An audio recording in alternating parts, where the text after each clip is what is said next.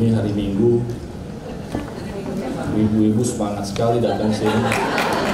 Sampai keluarganya pun tinggalkan. Luar biasa. Semalam saya orat-oret untuk sambutan pagi hari ini. Sepertinya saya harus membaca karena saya tahu ibu-ibu ini rajin mencatat dan ingatannya tajam. Jadi kalau saya salah ngomong, takutnya nanti ditagih sesuai catatan. Bismillahirrahmanirrahim. Assalamualaikum warahmatullahi wabarakatuh. Alhamdulillah, alhamdulillah, alhamdulillah, wa syukurillah, wa nikmatillah, la haula wa la quwata illa billah. Selamat pagi dan salam sejahtera untuk kita semuanya. Yang saya hormati para senior hadir di tengah-tengah kita, Bunda Melani, Bunda Ingrid. Yang saya hormati, saya banggakan, yang insya Allah menjadi bagian dari pemimpin besar kita, mendampingi Mas AHY, Ketua Umum Sri Kandi Demokrat,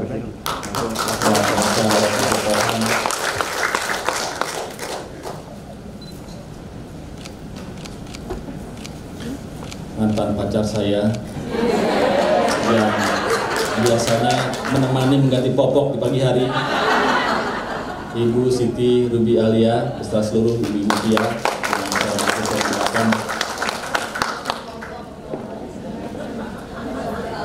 Sekretaris fraksi, bendahara fraksi, segenap anggota fraksi Partai Demokrat DPR RI yang saya banggakan, Sekjen Partai Demokrat, yang alhamdulillah dapat berkenan hadir dalam kesempatan yang penuh manfaat ini. Narasumber Ibu Widya P-nya apa ya? Prima.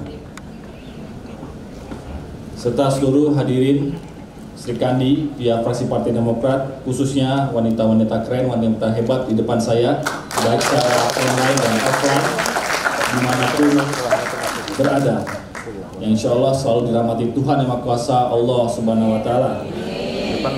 Memulai sambutan ini, saya Edi Baskoro Yudhoyono, Ketua Fraksi Partai Demokrat, mengucapkan selamat memperingati Hari Parlemen Indonesia. Di Indonesia, nama parlemen lebih akrab didengar DPR RI. Hari Parlemen ini juga mengingatkan kita tentang pentingnya lembaga perwakilan rakyat yang ditugasi untuk mewadahi segala aspirasi masyarakat di seluruh tanah air. Oleh karena itu, DPR RI memiliki peran penting sebagai pemersatu bangsa dan dalam bingkai NKRI. Sebab melalui anggota dewan, masyarakat juga dapat terus menyampaikan aspirasi mereka.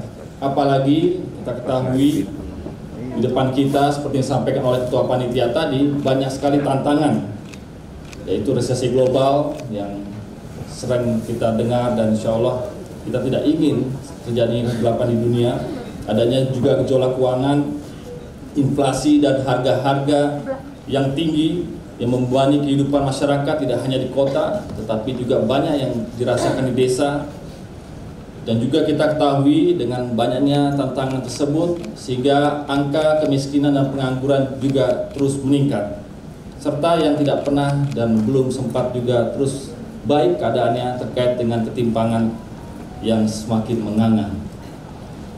Belum lagi akhir-akhir ini kita juga tahu kepercayaan publik terhadap pemerintah dan beberapa institusi sangat meresahkan. Ya, saya tahu ibu-ibu pasti nonton TV, mendengar berita ada korban stadion dari Kanjuruhan yang memakan korban cukup banyak. Kita tidak perlu bangga, kita menjadi negara kedua terbesar yang memakan korban akibat stadion Kanjuruhan. Juga yang akhir-akhir ini semarak, yaitu terkait dengan judi online, narkoba, belum lagi KDRT. Pasti dengar semuanya, ya kan? Saya nggak tahu lah. Ada yang sampai joknya itu semua yang hurufnya R itu meresahkan. Tapi yang di dalam ruangan ini nggak ada yang meresahkan lah, insya Allah.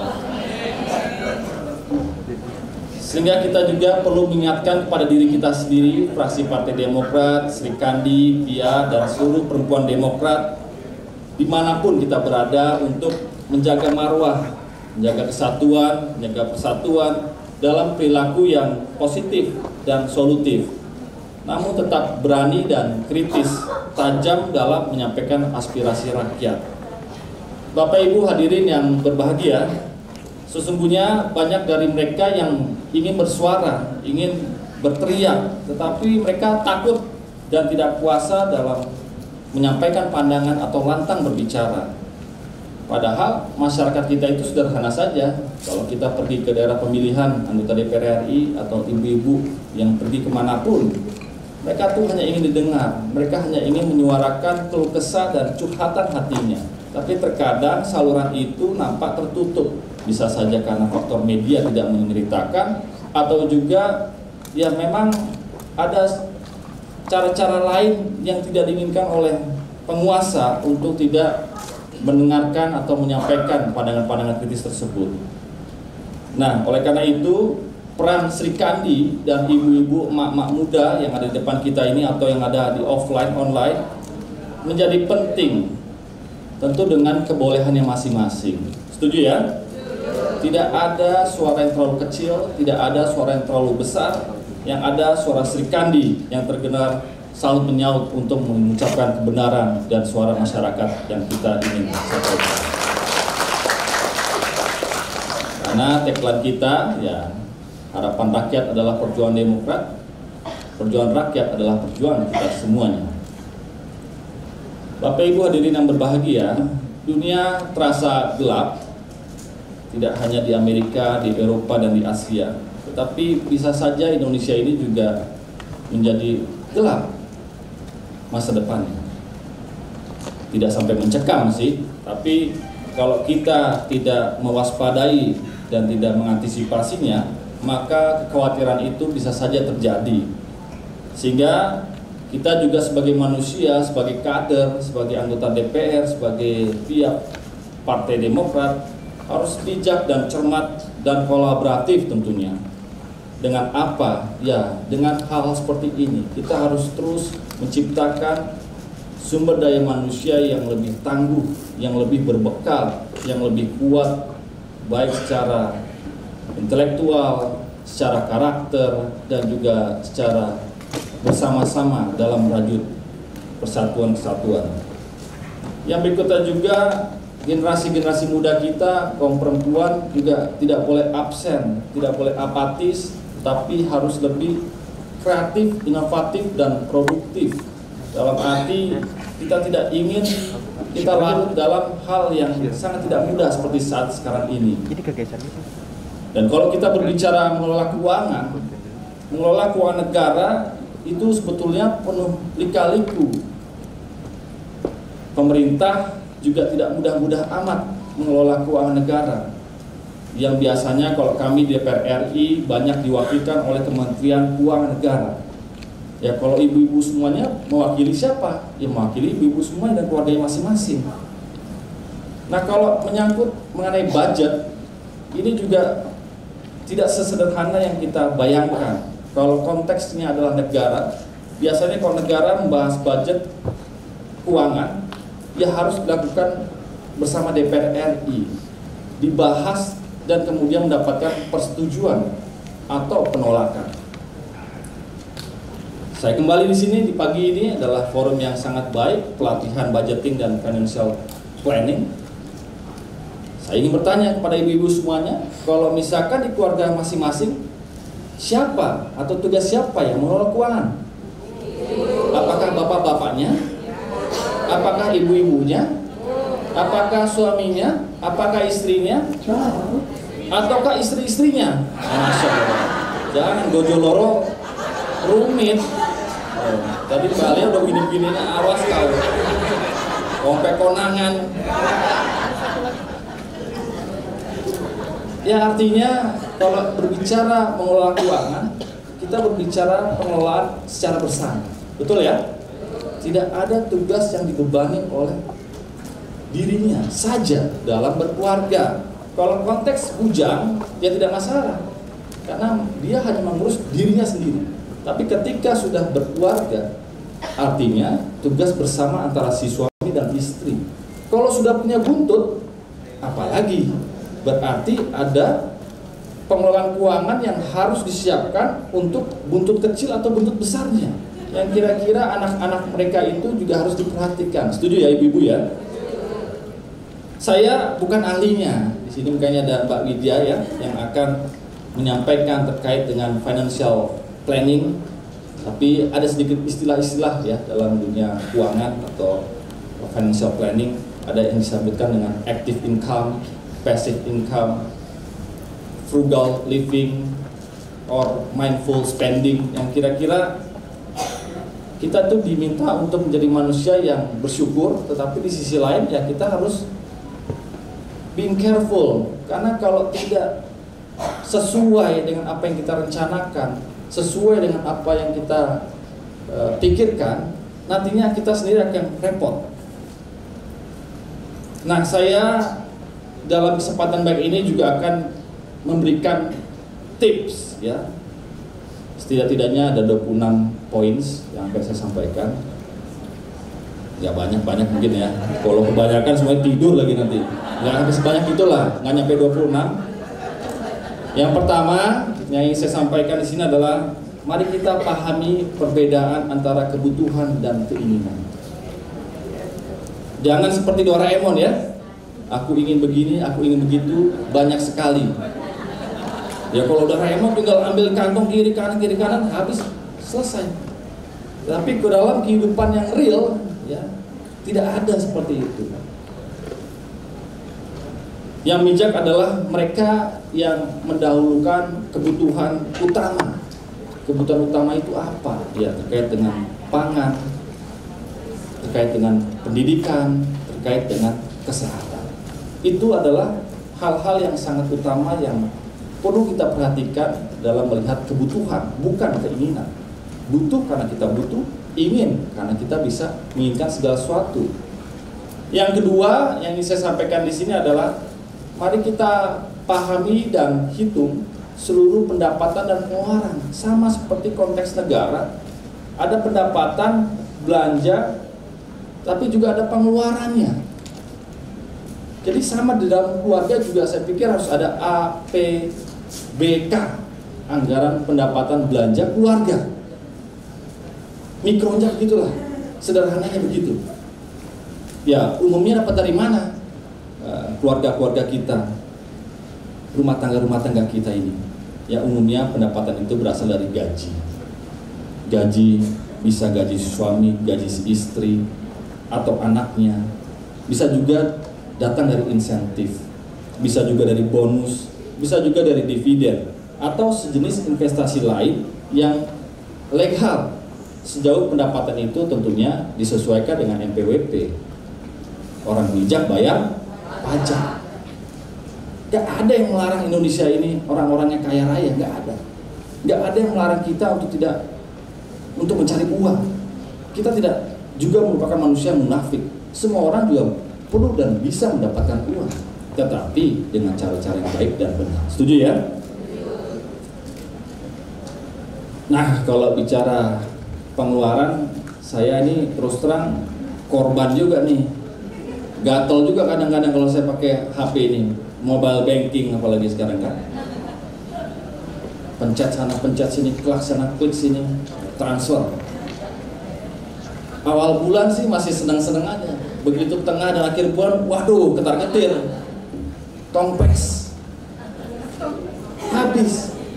Nah, oleh karena itu, sekali lagi, jaga pengeluaran kita, pengeluaran yang sangat prioritas. Kalau kita bicara negara, sama. Kadang-kadang fraksi Demokrat, Serikandi Demokrat, Parlemen, teriak-teriak juga. Uang negara ini didapat tidak mudah, dari kumpulan pajak, dari pendapatan non pajak dan lain-lain. Tetapi begitu kita menggunakannya, mari kita gunakan sebijak mungkin sesuai prioritas. Program nasional prioritas, bukan sesuatu yang kira-kira tidak langsung dirasakan oleh masyarakat hari ini ketika sedang terjadinya krisis keuangan. secara tidak langsung. Di keluarga sudah barang tentu. Karena kalau tidak begitu, ribut nanti si suami dan si istri. Aku ingin begini, tapi aku butuh begini. Semuanya prioritas, tapi ini tidak prioritas. Sehingga silakan secara sederhana diatur keluarga ini dengan sebaik-baiknya antara keluarga, suami, si istri, dan juga dirembukan bersama. Ada istilah Jawa mengatakan ojo besar pasak daripada tiang. Ini penting. Kalau pemasukan kita banyak, pengeluaran kita banyak, ya tidak masalah. Ya nggak boleh pendapatannya pas, pengeluaran besar. Waduh, defisit. Kalau hanya sekedar defisit, tapi kalau sampai hutang, nah loh, nggak boleh. Yang ketiga yang saya sampaikan, pahami dan siapkan dana darurat serta jaga utang. Ini hanya cerita ya, ibu-ibu semuanya ini kan wanita-wanita hebat, wanita-wanita karir, wanita-wanita penuh dengan intelektual. Di negeri dongeng, katanya kalau ibu-ibu semuanya sudah rapi-rapi begini, udah pakai lipstik atau gincu, kumpul-kumpul, datang menggosip, ya, gosip positif ya, gosip bukan gibah loh. Ada juga gosip positif, ngomongin tentang kejadian faktual, kan itu gosip juga. Ada juga yang ngerumpi kiri kanan, ya nggak apa-apa juga ngerumpiin, jangan mungkin suami orang, istri orang, nggak boleh itu, bahaya.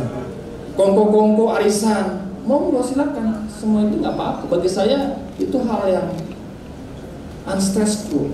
Nggak membuat kita stres, karena kita perlu kehidupan yang lain. Ya kalau semuanya kerja di kantoran, kerja ngurus anak, stres juga, silakan ngopi, ngeteh, asalkan cara-cara yang baik dan benar. Tapi yang ingin saya ceritakan bukan itu. Kadang-kadang udah ngumpul-ngumpul, udah bersama-sama, toko-toko semua keluar di situ. Toko-toko keluar semua. Apa toko-toko? Ada yang jualan tas, ada yang jualan jam, ada yang jualan berlian. Udah bu, ini bagus, beli aja. Berapa? Nah, murah lah 100 juta. Ini berapa? 2 juta. Ya udah ya ngebon dulu ya. Nah, kalau beli punya uang nggak apa-apa. Tapi kalau misalkan ngutang, ya masya Allah, protes, mas, bunda, ayah, ini kan investasi juga, naik loh harganya. Ya benar juga sih. Ya kalau misalkan kita punya uang, silakan, nggak masalah juga, nggak ada yang melarang orang belanja, karena konsumsi itu juga diperlukan, daya beli diperlukan juga untuk kehidupan kita. Tapi please, jangan sampai kita membeli dengan hutang. Setuju ya? Hanya untuk keren-kerenan, aku keren, tapi aku hutang. Gitu. Nggak perlu kayak gitu. Be yourself. Semua akan menghargai dengan apa adanya. Sri Kandi dan ibu-ibu yang saya cintai, saya banggakan. Kadang-kadang kita juga suka ngelirik-ngelirik, lirak-lirik. Kalau kita punya uang, kita punya tabungan, bagusnya gimana? Nanti akan dibedah sama pakar kita. Tapi mudah-mudahan ya, kalau misalkan tadi kebutuhan sudah oke semuanya, bolehlah kita memikirkan sesuatu yang lain. Misalkan nyicil rumah, tabung ke bank, depositokan ke bank. Atau ada yang mengerti main saham, silakan main saham. Main emas, silakan. Main obligasi, silakan. Main falas, monggo. Tetapi saya menyarankan carilah sesuatu investasi-investasi yang kira-kira moderate, low risk. Yang kira-kira jangan terlalu high risk, mau high risk, high return. Zaman dulu memang banyak kayak gitu. Anak-anak muda yang financial background, mereka suka sekali yang menurut tantangan. Dia spend berapa yang kira-kira bisa kembali 2 kali lipat, 3 kali lipat. Tapi hari seperti ini kita harus melek juga, jangan sampai terbuai dan tertipu. Setuju ya? Kami dari Komisi 6 kadang-kadang juga sama. Jangan sampai ada plafon-plafon yang menyesatkan, yang kira-kira ibu-ibu rumah tangga dibuat iming-iming tertentu yang akhirnya mereka menaruh uangnya dengan harapan lipat gandakan, ternyata roib. Begitu roib, hilang karena minimnya informasi dan pembekalan. Nah, untuk itulah pelatihan budgeting financial planning ini adalah saatnya untuk kita membelajarkan diri untuk lebih mengerti. Saya yakin semua sudah sangat paham dan mengerti. Sadar tidak sadar, ya, kalau orang-orang yang mencoba untuk merencanakan hidupnya, merencanakan keuangan, adalah mereka-mereka sebetulnya yang sudah merencanakan masa depan. Karena kalau sudah kita merencanakan hari ini untuk masa depan, insya Allah masa depan kita akan lebih baik. Setuju nggak? Dan masa depan ini milik mereka yang kira-kira sabar. Kadang-kadang kan nggak sabar, kan? Punya uang sedikit, habis-habisan. Padahal tidak mudah-mudah juga. Oleh karena itu kita harus sabar. Sabar dalam mengelola keuangan, sabar dalam menentukan kebutuhan, sabar dalam memproyeksikan keinginan ke depan. Aku yakin, barakallahu fil umrik, fi rizki, fi ilmi, fi dunia wal akhirat. Semoga ibu semuanya masuk kategori orang-orang yang dalam doa barusan. Amin.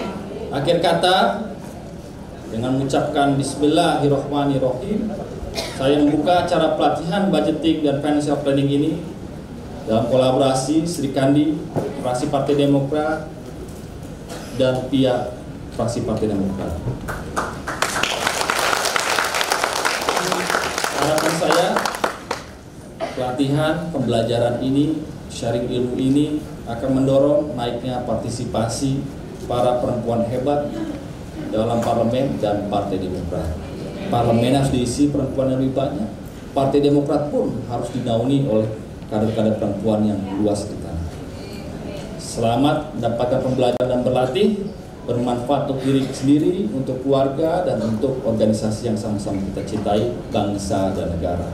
The best time to plant a tree is 20 years ago. The next best time to plant a tree is now. So start now, take it action. Semoga Tuhan memberkati. Semoga ibu-ibu semuanya adalah ibu-ibu yang sehat, panjang umur, penuh dengan rezeki. Kalau sudah punya rezeki, jangan lupa bagi-bagi teman.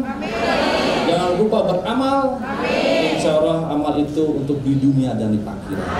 Semoga Tuhan memberkati kita semuanya.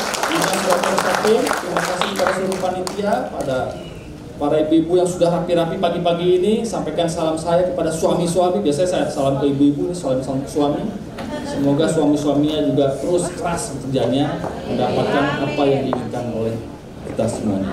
Sri Kandi hebat, Demokrat jaya, Indonesia sejahtera. Wassalamualaikum warahmatullahi wabarakatuh.